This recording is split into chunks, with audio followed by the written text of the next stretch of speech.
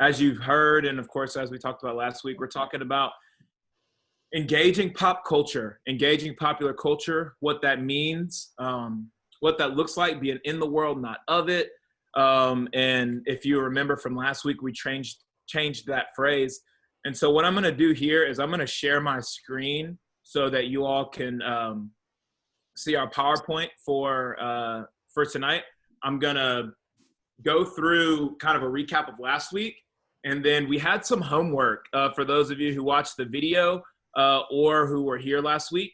And it was to answer the question of who and like what places in your life, who in your life do you need to engage and be missional with, and what are you going to do about that?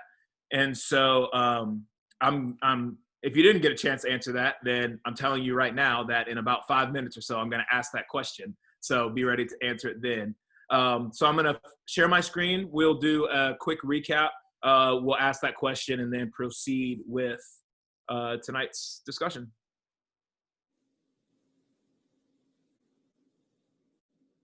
Here we go. So engaging pop culture, technology. So if you remember, changing the expression was kind of where we talked last night. So if you remember, we kind of adopted a phrase that I had been influenced by and heard by the Desiring God blog. And it really challenged us to think about being in the world, but not of it. And if you remember, that phrase actually isn't in the Bible anywhere, but instead, there's a lot of references to the world and us being a light to the world. And so I lobbied to change the expression to not of the world, but sent into it. We must be born of the Spirit. We must be like Jesus and help him uncover blind eyes. It's kind of interesting. I actually didn't even think about this until right in this very moment, but being born of the Spirit. Do y'all remember in John 3 when Nicodemus has the encounter with Jesus and he's asking him, basically, he's like, so you're doing all these miraculous things and I'm seeing them, but how? Like, what's the secret? And Jesus tells him that you got to be born again. And he's like, you can't be born again. That's physically impossible. And he says, no, you must be born of the Spirit. And then we see Nicodemus, he makes another appearance in John 7, where he's lobbying to the Jewish leaders about basically them trying to plot to overthrow Jesus. And to me, that shows kind of that's Nicodemus's way of being born of the Spirit again. You know, it's almost his way of, he's obviously in the world. He's a Jewish leader, leader of the time. And it's kind of his way, in my opinion, of kind of being born of that Spirit and being sent into the world. And I don't think he knows it yet or quite exactly what he's doing, but in a way, he's kind of making a case for Christ. And such as we are being born of the Spirit, are sent into the world to help uncover blind eyes. So again, that's what we'll engage tonight is politics. We'll talk about entertainment, which I am like very, very excited about tonight. I'm also very, very excited about entertainment. That'll be music and film and art. And then the last week will be politics. What's our role as Christians engaging politics? Romans 12 was kind of our verse that really embodied what the spirit of maybe being in the world but not of it. This is out of the Message version. Can I get someone to just volunteer to read that for us briefly? I will. Okay, Romans 12, 1 through 2. So here's what I want you to do. God helping you. Take your everyday, ordinary life. You're sleeping, eating, going to work, and walking around life and place it before God as an offering. Embracing what God does for you is the best thing you can do for him. Don't become so well adjusted to your culture that you fit into it without thinking. Instead, fix your attention on God. You'll be changed from the inside out. Readily recognize what he wants from you and quickly respond to it. Yes, thank you so much. So that right there, you're sleeping, you're eating, you're going to work, you're walking around, all of that, you place it on the altar of God as your worship to him. And that is how we're being missional in the world. Where all of that, how you sleep, how you eat, how you go to work, music you listen to, conversations in the elevator, the way that you treat your Waffle House server, for those of you who are comfortable going out and eating in public, the way that you talk on Zoom, and all of that stuff is ways that we are engaging in our world, and specifically engaging in our culture and popular culture. And so we are sent into this world to be agents of Christ. We're sent into this world to give back to God what he has done for us. Embracing what God does for you is the best thing you can do for him. This is our daily sacrifice. God has saved us. He has saved me and has saved those in this call who identify as Christian. He has saved you. He has given his son on the cross for your sins so that we can live in eternal life forever and live in full life with him now. And what that looks like is being in service to him with everything that we do and being missional to the world around us. So briefly, the ways of God, we talked about as Christians sniffing out the ways of God. You got to know what redemption smells like. You got to know what justice smells like. You gotta know what helping others in need smells like. You got to know what the Beatitudes smell like. And so what I mean by that is look for that in your ways of your life, in your conversations, in your business meetings, and just in the TV that you watch and books that you read. Look for the ways that you are being able to smell these ways of God. You got to look to smell redemption, smell justice. Smell those who are in need, smell the Beatitudes, really be able to identify those things, because these are the ways of the God we serve. And the God that we've given our life to, those are attributes of his and things that he participates in. And so we as Christians, we need to be able to recognize those things so that we can partner with those things. We've got to be able to recognize the ways of God to engage in the ways of God in our world. And so again, this redemption, this justice, this helping, all of this we're going to be looking at in technology and art and politics. But those are kind of the characteristics that we identified, or things that we're ways of God that we're looking at. We need to be able to identify in our culture and go ahead and partner with God, because remember, he is engaging the world. He is engaging our culture. He has started the work, and he will bring the work to completion. The question is, will you partner in that work? Will you join God in his mission and what God is doing?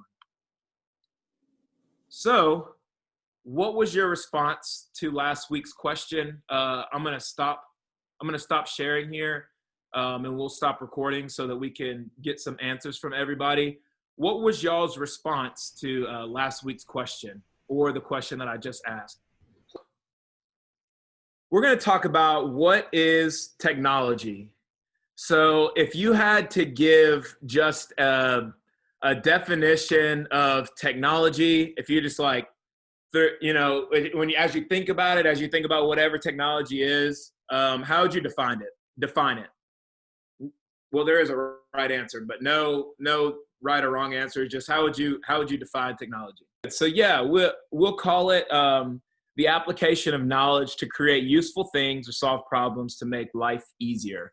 It's kind of a easy way to put that. So given that, what are some good things that you have seen from technological advancements? We've kind of heard the connectivity that people are experiencing because of technology. What else? What are some good things that you have seen because of technological advancements? What are some of the bad things that you've seen from technological advancements? And with Adam, we can bar the unforeseen bad things that will happen from technological advancements. But just in general, what are some of the negative pieces to technology advancements? And give sort of a biblical precedent for this idea. And so we're going to come out of Romans, the 14th chapter. And so I'm going to read that for us, and then I'm going to tell you why I'm reading it. Therefore, let us stop passing judgment on one another. Instead, make up your mind not to put any stumbling blocks or obstacles in the way of a brother or sister. I am convinced, being fully persuaded in the Lord Jesus, that nothing is unclean in and of itself, but if anyone regards something as unclean, then for that person it is unclean. I'm going to read another one out of Mark 7. Mark 7, you can also read this in Matthew 15, I think. Somebody can check on that later. But again, Jesus called the crowd to him and said, listen to me, everyone, and understand it. Nothing outside of a person can defile them by going into them. Rather, it is what comes out of a person that defiles them. So these two scriptures are specifically speaking to Gentile practices. And even more specifically than that, they're talking about Gentile dietary practices and dietary restrictions. And so if you go back to this Romans 14, basically he's speaking to Jews and Gentiles alike in this, and he's talking about passing judgment about things that are unclean. This is, again, a reference back to Acts 10 with Cornelius and Peter's vision, where God basically comes to Peter and says to rise, kill, and eat, that eating meat is no longer, don't call it unclean, or don't deem anything that I've created clean, unclean.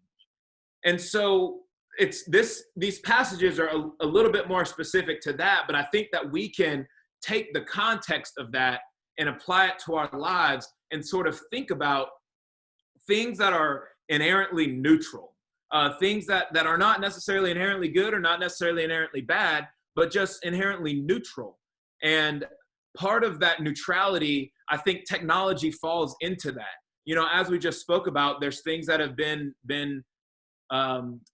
products of technology that have been unintentional and intentional that are sin and have been sin. There's also things that have not happened that have been great things that have been both intentional and unintentional. And so as Christians, we have a responsibility to engage in that.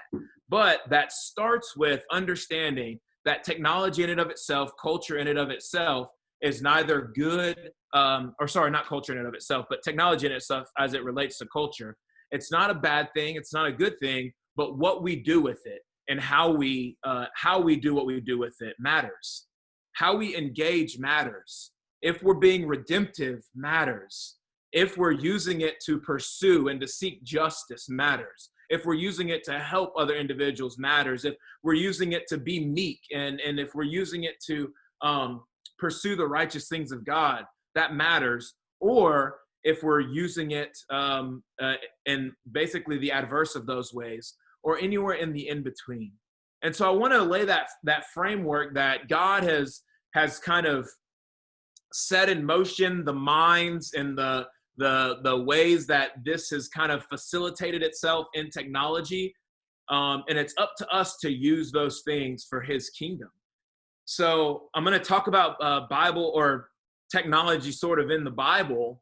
And again, this isn't technology,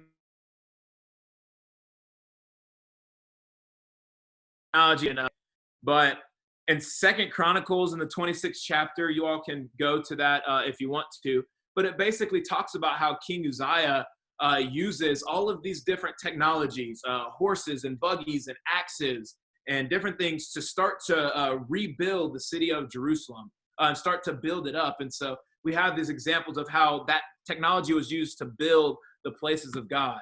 Nehemiah rebuilding the wall, going back and using that. There are technology pieces and tools that were used for that.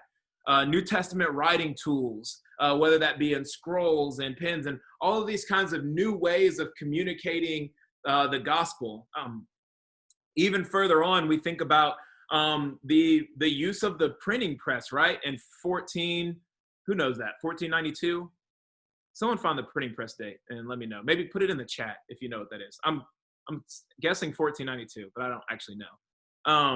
But the printing press was the biggest and the first and biggest product of the printing press was the Bible, right? And so it's a massive spreading and outreach of a Bible that's accessible to different people.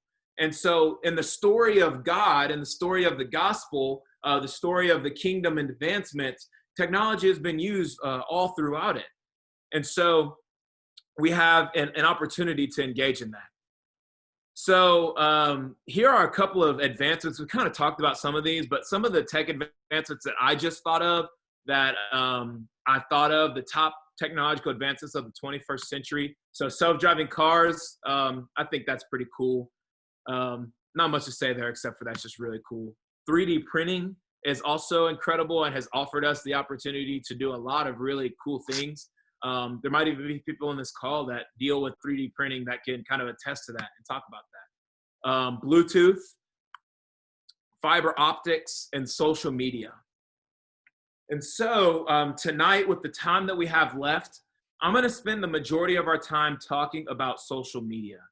So maybe most people on this call have social media. If you don't, then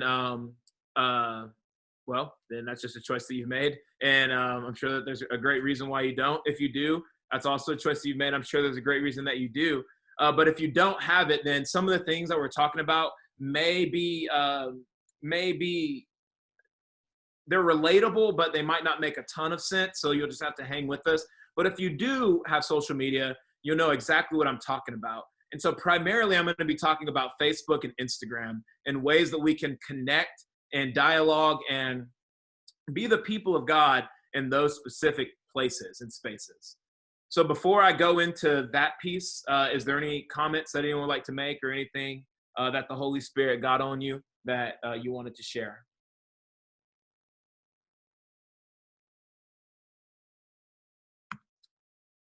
All right. Oh, not frozen. Nope, there we go.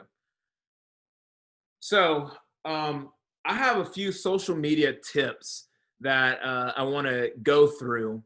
And if you have a comment on it, I can't see everyone. Obviously my thing is kind of on the side here, so I can't see everyone. So if you've got something to say, maybe just unmute yourself and just be like, Derek, and I'd love to kind of pause and call on you. But these are some tips that I've kind of come up with just over experience as well as study and prayerfully on how we can engage effectively as Christians in our world, specifically speaking to social media. So this is kind of an overarching thing, but remember that you are Christ's representative even online.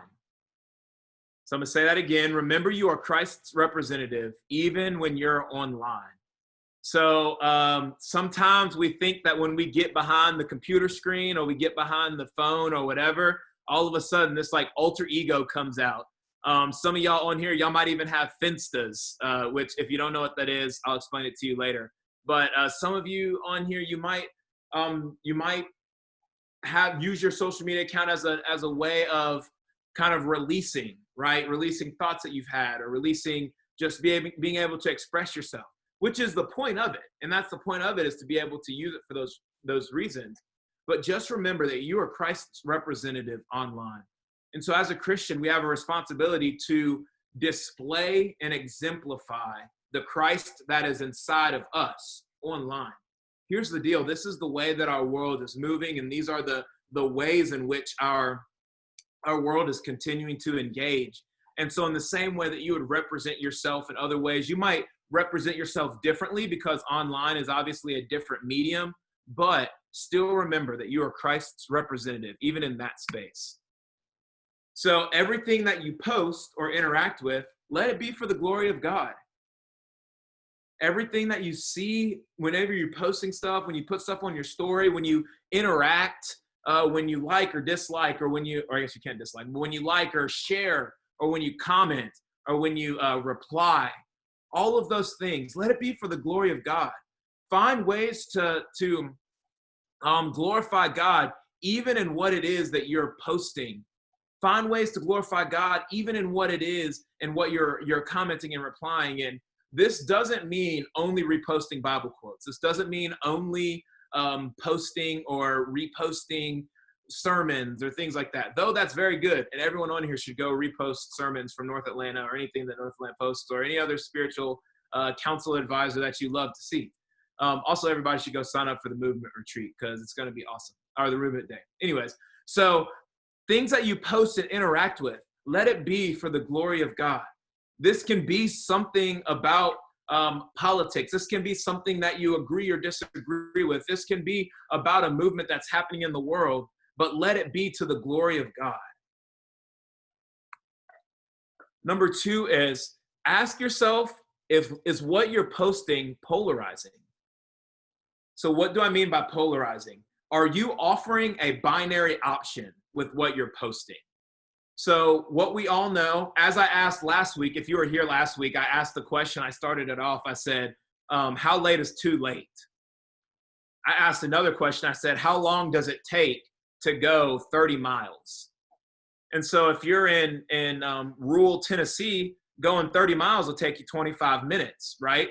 If you're in the city of Atlanta, if you're in LA, going 30 miles, it might take you 2 hours. It might take you 2.5 hours. So it's not sometimes that you have to ask yourself, are there other ways to think about what it is that I'm posting? Are you offering a this or a that? And if you are, I would encourage you to try to offer more of an opportunity for people to see themselves within what you're posting. Offer opportunities for people to engage less in a polarizing way, and maybe offer opportunities to be able to see it differently. Is there something that your post is missing? If it's a post that is very meaningful to you, if you're going to engage in something that's very meaningful, maybe take a day or two, think about it, maybe run it by some other people and see if this is what you're trying to convey or get across is what's actually written on your screen, and then going out and doing that. But offering those polarizing options generally is more hurtful than it is helpful. And oftentimes the world we live in, Nolan spoke to this a bit, but our world kind of feeds into us picking a side. You're either this or you're that. You're either one or the other. And that's not actually true. But in all honesty, most of us kind of find ourselves somewhere in the middle. We may have leanings, but we find ourselves somewhere in the middle. And so you got to ask, is what you're posting offering that same opportunity for people to find themselves in that? Number 3, remember that social media is often a highlight reel. So as people of God, we have we need to have an acute awareness of what is reality and what is not. I'm going to say that again. If you're a note taker, you can write it down. If you're a highlighter, write it on your forehead, write it on your arm, whatever. But as people of God, we must have an acute awareness of what is reality and what isn't. I love what Adam commented about not being able, or socials can take away from our ability to empathize and kind of see pain, because what really happens is you sort of miss what happens on the other side. You miss all the other stuff that's happening in someone else's life, and you only get to see just what they allow you to see, or you only see kind of a snapshot. And it might not even be malicious in intent, right? I see pastors all the time who are preaching and speaking, and it's awesome stuff. It's great stuff.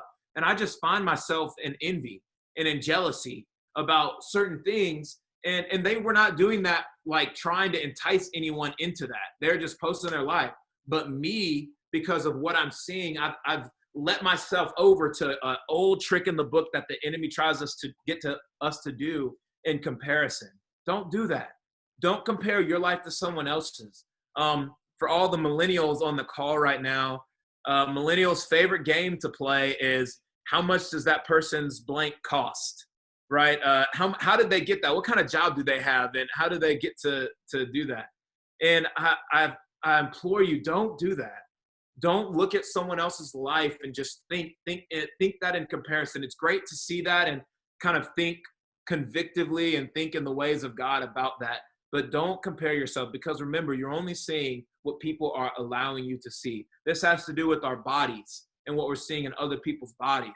This has to do with our job status. This has to do with our financial status. This has to do with, you might see somebody and they haven't, or they got something new. It's like, oh man, I wish I had that. But what you're not seeing is what's really going on in their life. You see the happy couple that's posted and everything's going right, or the happy family where everything looks all great. And it's like, y'all know good and well that every single one of us, y'all was in a fight on the way to church before you had to take your church pictures. My mom was wiping my tears before we snapped the Polaroid. Like, you never know what is happening before what's being posted, what's after, what's going on in someone's life. So just remember that. It's important to remember that. This is an important one. Don't blindly share information without fact checking. So I know that this may come as a shock, but not everything that has some news source or is on Facebook or on IG is credible. In fact, there's a lot of it that is not credible. So just because something might look appealing or whatever, don't take the bait. But don't just be blindly sharing things. As Christians, we have a responsibility to be sharing information and to help people grow with integrity, factually, and correctly. So again, don't let that emotion come over you and you just, you kind of want to click something to share, whatever. Take a few seconds to check in on that and see what's really happening. And then two, make sure you align with what it is that you're posting. I posted something not too long ago where I only read like kind of the top sentence. I read the headline, and the actual article ended up being something that I totally didn't agree with. Like, it was definitely the opposite of what I was trying to say. And they got me. They got me with the clickbait. And so don't do that. Don't blindly share information without reading into it and fact checking. The last tip is don't get caught leading off. So it's a baseball reference. Sorry if you all are not baseball, or if anyone's not a baseball person. I'll try my best to describe it. But for some reason, this is how it came to me, is the best thing I could think of. But if anyone in here, I'll ask you to raise your hand even though I can't see you. But raise your hand if you've ever been caught in what's called a pickle in baseball, between two bases, whether it be first and second, second and third. Oh yeah, okay, I see you back, some in the back, whatever. Okay.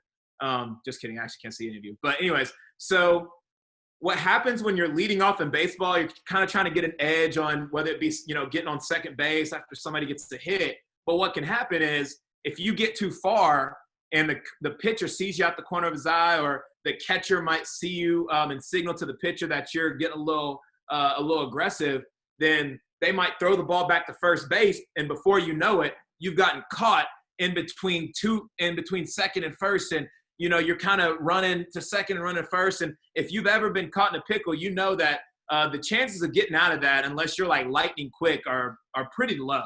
Your odds there aren't super good. And whenever someone does get out of it, it's like super exciting. So it's thrilling, exciting. And so what I'm getting at here is, don't get caught whenever you see something on social media. It can kind of feel like a black hole sometimes. A word that's used in technology is called clickbait. Don't get sucked into something so far that you don't have a way out of that, right? I'm thinking of, we've mentioned pornography. I'm thinking of kind of these deep cycles of politics. I'm thinking of these things, you might scroll past something and it'll take you out. Y'all, I know y'all feel me when I'm talking about this. I was getting ready for a Bible study one night, and I just hopped on IG just for 1 minute, and I saw somebody post something that took me out.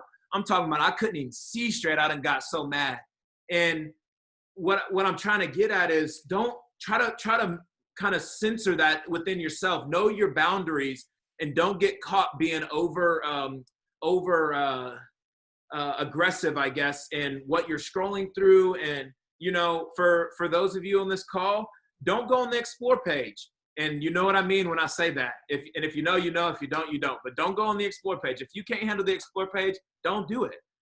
If you're somebody who that if you click on one link by this one person, it's going to take you into a black hole of just looking stuff up and seeing what this person doing, and you done found yourself nose deep into the comment section, and you don't know how you got here, but it's 2 hours later, you went ate dinner, you still got to shower and get done with your work. But don't do it. You know where that's going to lead. And so don't let that black hole of kind of polarization get you, but know your boundaries, and know your boundaries and set those for yourself. And don't get caught leading off, kind of being over ambitious to where you can't find your way out and you've gotten caught in this thing. So I'm going to go into one more section, but before this, I'm going to cut out of here. And I'm just going to give us a second to respond to that if anyone has anything to share. And then we're going to land the plane for this evening. Oh, nope. I don't want to. Well, I guess here we go. Actually, I got the little slide bar. Let's go. So these are tips continued. Oh, I think I might have. Well, oh, here we go. Okay. Look, this darn technology. Anyways, so here's a couple of social media tips, just continued, and things to think about. as we move forward. So know how it works. So these are the four things I'm about to say are adopted from some social media guidelines from an organization in place called Equitable Dinners. And so here in a second, I'm actually going to kick it to Nolan just to share a little bit about that, just some personal story about how he's seen these four things kind of come to play out. And then there's also a great kind of resource guide of kind of rules of engagement of conversation that if you would like to see that, I think it'd be okay if I or Nolan were to share that with you. I'll let him answer that, but I'm going to share about that briefly and I'll kick it to him. But know how it works. So Facebook, in many ways, is designed for polarization, algorithmically, and just in its nature, it's designed for polarization for a lot of different reasons. But one big one is that it drives engagement. And it drives, more people commenting and more people scrolling and linking and searching and seeing, which obviously is great for Facebook to be able to see. And so know how it works. But also on the flip side of that, it's good to know how things work in general. If you've got something that you want to say, maybe it's better to do that on Twitter, or maybe it's better to post that on Instagram and not necessarily on Facebook. And maybe it's better to post something on Facebook when you're looking to dialogue versus posting on something on Instagram where it's not necessarily set up to really converse with that dialogue in a way. So know how that works. Second, find your rules of engagement and post them. So something that we miss often is when you put something out or post something or whatever, you're kind of just inviting, by definition, you're inviting anyone to come comment, anyone that follows you or anyone that is able to see it. And so it can be a really helpful tool and a really helpful tip to find your rules of engagement and post them. If you're going to engage on my post, it must be fill in the blank. And Nolan could share about some of those things briefly after this. But find what your rules are for if someone's going to engage in your post that you feel like is the most Christ-like and the most helpful and the most missional in the way you engage, and do that. Number 3, be more committed to dialogue than debate. I think that speaks for itself, but just to remember that we're not debating out here. Very few people ever change their mind from debate, but instead people come to know Christ better because they experience Christ, they know Christ, and they experience someone's love of Christ. If we all think about our Christ stories, oftentimes it is because we experience Christ through relationship and conversation and dialogue.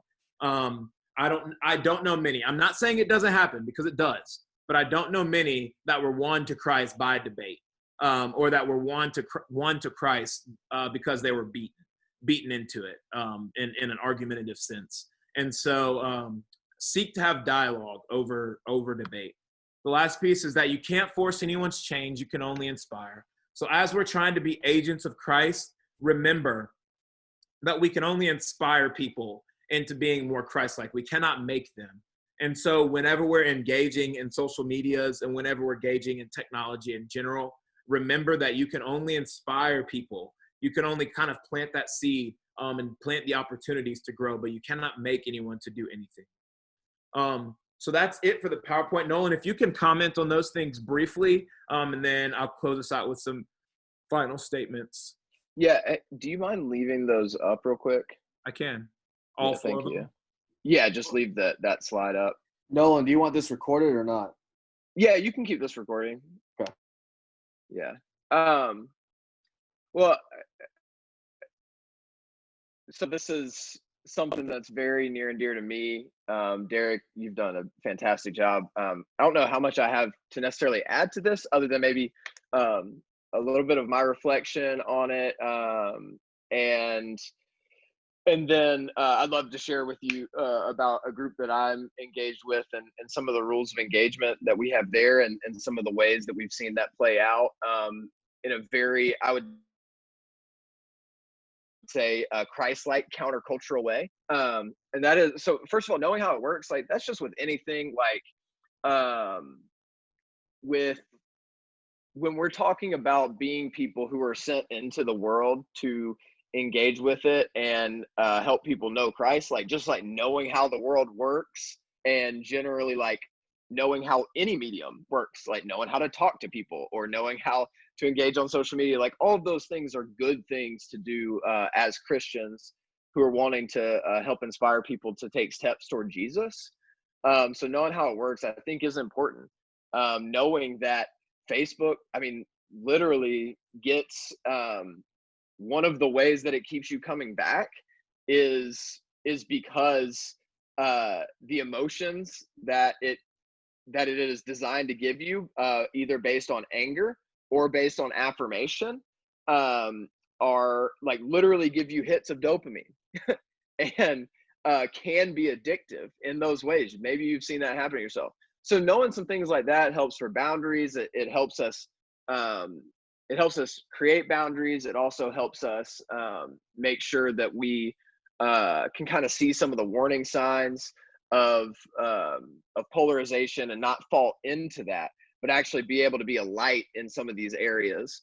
Find your rules of engagement and post it. Like, I think this is incredibly important on Derek's end, and I'll just say this, like, this may be too broad or too overarching of a statement, but I believe that every one of us as Christians, if we're going to post something, we need to also post the rules of engagement so that people know what they can and cannot come in here with. Like, I'll say it like this.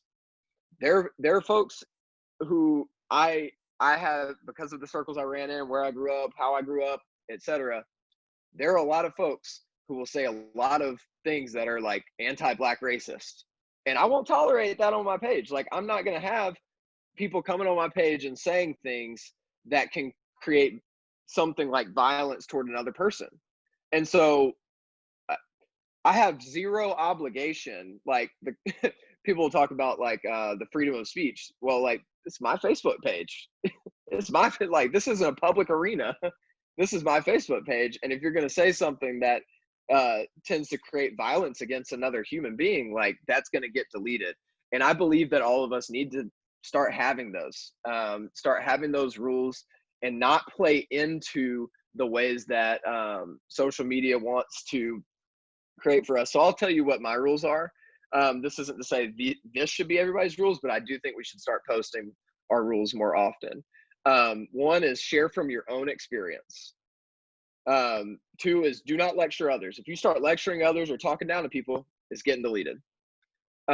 Three is no one is here to blame, but we are here to listen to each other.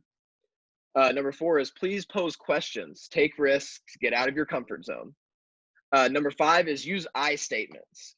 I think this, I feel this way, not you should, you did. This is how I feel. I statements, right? Also, what happens here stays here. I think we can create that. And then also take responsibility for what you say. If you were wrong or got it wrong or said something wrong, take responsibility for that, and that's okay.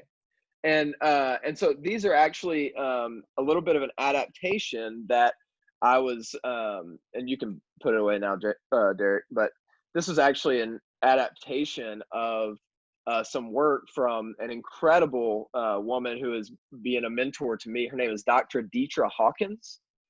She does something called the Equitable Dinners, the Chicago Dinners, etc. And basically she creates these environments where people can sit around a table, share their stories, and talk about how to increase racial equity around the table. It's kind of like a first like a launching pad for more conversations and policy change around racial equity. And she's been teaching me these things.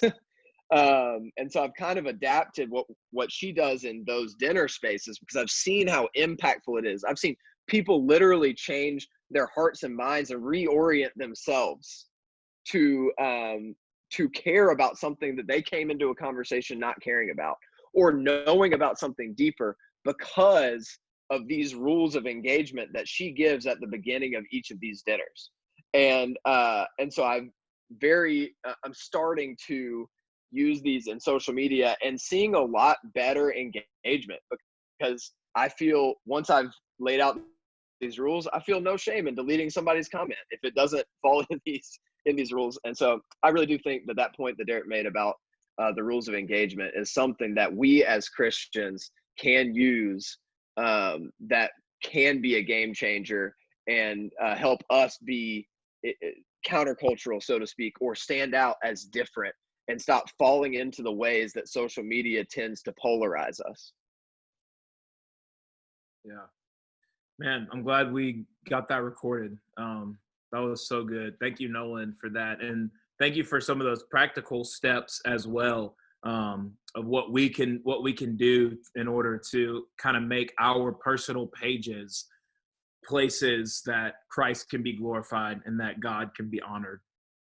So kind of recapping all that we've talked about, remember that wherever you're at with technology, whether you're engaging with the internet, whether you're engaging in your self-driving car or on your Bluetooth or with your whatever you're 3D printing, make sure these things are glorifying to God. Make sure that you are being an agent for Christ, an ambassador for Christ in these ways. Allow yourself to engage in the aroma of Christ and redemption and justice and helping others and compassion and the Beatitudes, in the ways of Christ, so that we can be missional in the ways that we engage our culture. And I like that word Nolan was saying, but being countercultural, being set apart and different in the world. And again, not being of the world, but being sent to it in order to be missional. So next week, we're going to talk about art.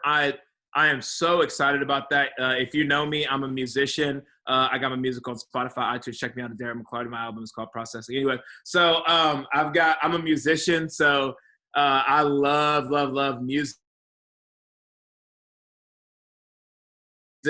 An extended conversation with me. You've heard some gospel analogy related to some sort of movie. If we have time next week, I will share with y'all my gospel dissertation about why Rogue One is the clearest picture of the gospel we have, or of the kingdom of God that we have in picture form today. So if we have time, I'd love to share that with you guys. But also we'll get to talk about how Paul uses art, uses theater and entertainment in his writings, like literally uses these things in his writings to convey the message of the gospel. It's honestly, it's one of the coolest things I think I've ever studied, is literally seeing how Paul uses these popular cultural artifacts to convey the message of the gospel, and continues to show us that there's no length in which he will not go to preach the word of God, and to get the gospel message to those that he loves, which is what we're trying to do. And then the last week, we're going to be talking about engaging in politics. So we will not have any political endorsements or any candidate endorsements. So I can promise you that, I will not be out. I guess I don't know what everybody will say, but maybe we'll set some rules of engagement before we start that conversation as well on that Tuesday. So anyways, I love you all a whole bunch. Is there any last comments that anyone would like to share before we close out? And any lasting remarks, anything that the Holy Spirit has got on you that you'd like to share with the group?